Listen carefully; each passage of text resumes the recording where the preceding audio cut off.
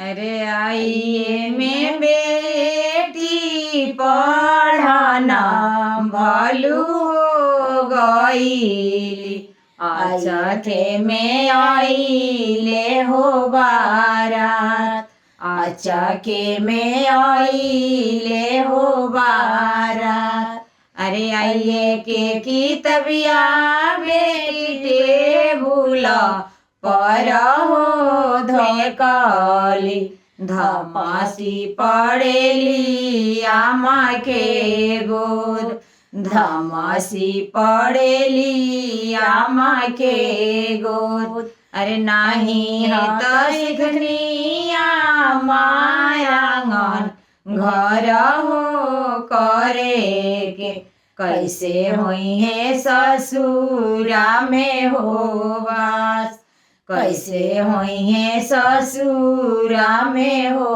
बास।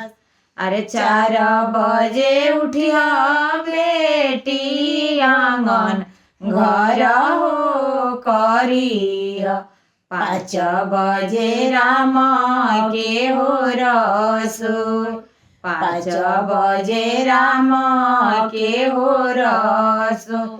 माड़ा वापस बेटी सासू के आगा हो दिया, नाना दो से बोली मीठी हो बोल, नाना दो से बोली मीठी हो बोल।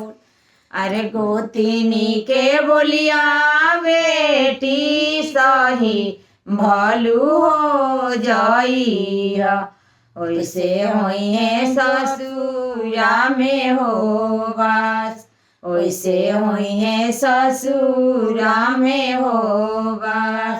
अरे 4 बजे उठे मायांगन घर हो करब, 5 बजे रामा के हो रसोई, 5 बजे रामा के हो रसोई।